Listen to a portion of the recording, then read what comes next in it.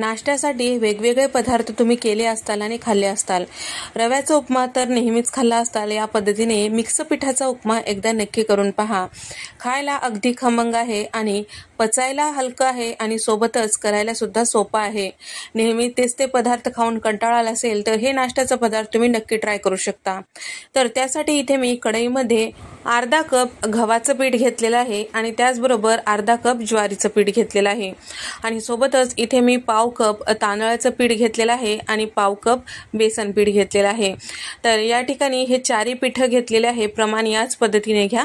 त्यानंतर आता गॅसचा फ्लेम कमी करून कढईमध्ये आपल्याला हे सगळे पीठ कोरडे भाजून घ्यायचं। तेल वगैरे टाकायचं नाही। असंच सारखं परतवत छान व्यवस्थित खमंग वास येईपर्यंत आणि हलकसा रंग चेंज होईपर्यंत परतून घ्यायचं। या पिठांना अशा पद्धतीने भाजून घेतल्यामुळे पीठ हलके होतात आणि गाठी गुडळ्या होत नाहीत। तर या ठिकाणी साधारण 5 ते 6 मिनिटांनंतर सगळे पीठ छान असं भाजल्या गेलेलं आहे। खमंग वास सुटत आहे। तर त्यावेळेस आपल्याला ताटामध्ये काढून घ्यायचं आहे।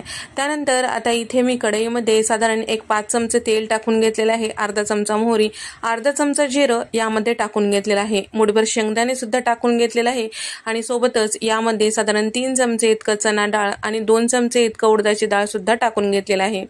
डाळी शेंगदाणे छान कुरकुरीत होईपर्यंत परतून घ्यायचं। त्यानंतर इथे मी 3 मध्यम आकाराचे कांदे बारीक फोडी चिरून घेतलेलं होतं ते सुद्धा टाकून घ्यायचं। या उपम्यामध्ये कांद्याचा थोडासा जास्तीचा वापर करायचा, त्याने छान असं चव येते।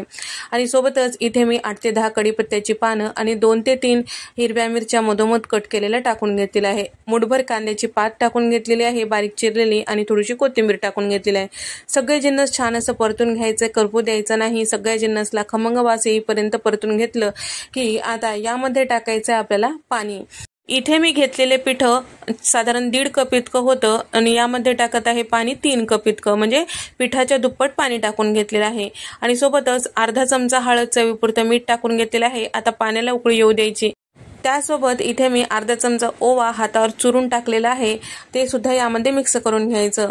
आता पाणी उकळू लागलं की यामध्ये आपल्याला जे भाजून घेतलेले पीठ होतं ते टाकून घ्यायचं आहे। गॅसचा फ्लेम कमी करायचा किंवा बंद केलं तरी काही हरकत नाही। सगळं छान व्यवस्थित मिक्स करायचं। या ठिकाणी छान व्यवस्थित मिक्स केलं की गाठी गुठळ्या होत नाहीत। तर इथे आपलं हे उपम्याचं सगळं पीठ छान व्यवस्थित मिक्स झालेलं आहे। तर छान असं व्यवस्थित मिक्स झालं की आता या ठिकाणी आता 2 चमचे इतकं तेल वरतून टाकायचं। त्यानंतर आपल्याला झाकण लावून साधारण 1-2 मिनिटं दणदणीत वाफ आणून द्यायचं या उपम्याला। तर तेल टाकल्यानंतर हे पचायला हलकं होतं कच्चं तेल टाकलं की वरतून। आणि त्याचबरोबर 2 मिनिटांनंतर तुम्ही बघू शकता मस्त दणदणीत वाफ आलेला आहे आणि आपला हा उपमा तयार झालेला आहे। हे उपमा खायला खमंग आहेच, या कढईला लागलेलं खरडण सुद्धा मस्त आहे। तर ही रेसिपी माझ्या आजीची आहे, तर एकदा नक्की करून पहा। पारंपरिक पद्धतीची ही रेसिपी आहे आणि यासोबत खाण्यासाठी एखादी चटणी, लोणचं असेल तर आणखीन काय पाहिजे। नसेल तर ताक, दही असेल तर सुद्धा ही उपमा मस्त चवीला लागतो। तर हा व्हिडिओ आवडल्यास व्हिडिओला लाईक करा, शेअर करा आणि सबस्क्राईब करायला मात्र विसरू नका। नंतरच्या